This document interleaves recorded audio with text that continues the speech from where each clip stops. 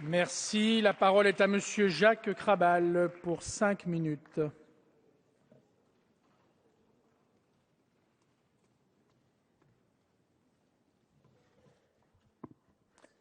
Monsieur le Président, Monsieur le Ministre, Monsieur le Président de la Commission, Madame le rapporteur, Mesdames, Messieurs, mes chers collègues. Nous sommes aujourd'hui appelés à nous prononcer sur la création d'une commission d'enquête parlementaire sur la fermeture éventuelle de l'usine Goodyear d'Amiens Nord. Au nom des députés radicaux, républicains, démocrates et progressistes, je vous annonce immédiatement que nous accueillons avec bienveillance cette initiative et nous voterons pour cette proposition de résolution. La France traverse une période de désindustrialisation massive qui a des conséquences économiques et sociales graves pour de nombreux concitoyens. Face à cette situation, nous considérons que notre devoir de responsable politique est de chercher sans cesse des réponses pour améliorer à la fois nos capacités productives et aussi les conditions de travail des salariés au niveau local et au niveau national. La situation de l'usine Goodyear d'Amiens Nord est particulière, mais elle constitue un bon exemple de cette situation qui illustre la nécessité de l'action de la puissance publique. Certes, l'État n'a pas de baguette magique. Certes, l'État ne peut pas tout. Soyons réalistes et ne demandons pas l'impossible. Mais je tiens à le rappeler avec force, avec l'État et avec les collectivités territoriales que nous ne pouvons pas oublier, nous ne sommes pas désarmés. Les collectivités territoriales jouent déjà leur rôle et continueront de le faire. Et je pense notamment à la région Picardie qui suit ce dossier de près. Elle soutient le comité d'entreprise et les salariés. Mais l'objectif, c'est la recherche avant tout des possibilités de réindustrialisation de ce site. Si sur ce cas précis, le problème de la reprise du site dépasse largement le cadre local, nous devons agir tous ensemble, en associant bien évidemment les collectivités territoriales, et en premier lieu la région Picardie. Les délocalisations spéculatives sont hélas nombreuses, trop nombreuses.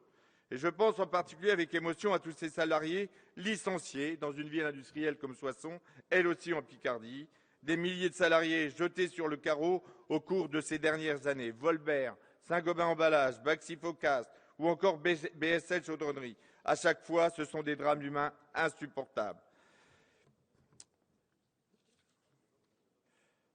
Pour Goodyear, il s'agit d'une situation particulière, avec des annonces de reprise, des polémiques violentes, inacceptables, et surtout 2 plans sociaux par les tribunaux, parce que Goodyear n'a pas réussi à démontrer leur justification.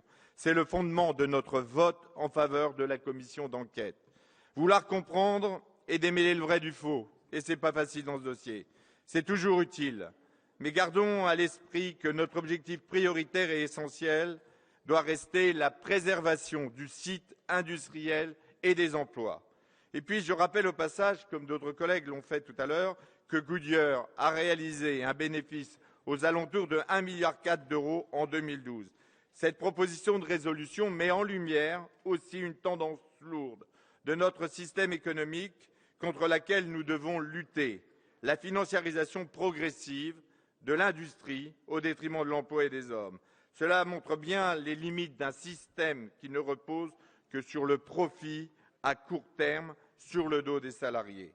N'oublions pas que si le site d'Amiens Nord venait à fermer, ça a été dit également, ce sont des emplois qui disparaissent évidemment, mais ce sont des savoir-faire, des techniques, une activité locale, des emplois induits, et tout ça ne se reconstruit que très lentement. Dans ces conditions, un outil comme une commission d'enquête parlementaire sur ce sujet nous paraît être une bonne initiative. Mais les députés du groupe 2RDP pensent que nous devons faire plus. Au-delà même de la proposition de loi sur la reprise des sites rentables, nous voulons engager un véritable débat sur ces sujets. Et je profite de cette occasion pour vous rappeler la proposition de loi de Jean-Noël Carpentier, co-signée par l'ensemble du groupe 2RDP, sur les licenciements collectifs pour motifs économiques.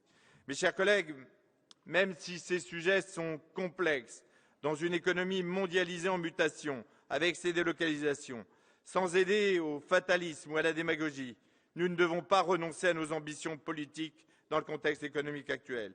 Nous nourrissons l'espoir que cette commission d'enquête puisse faire la lumière sur ce dossier, mais surtout qu'elle puisse être véritablement utile au maintien de l'emploi sur ce site.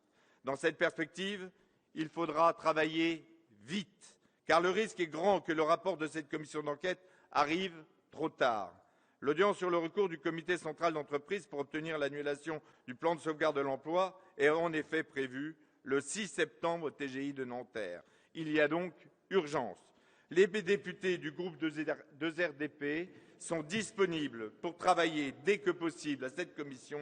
Voilà notre état d'esprit au moment de voter cette proposition.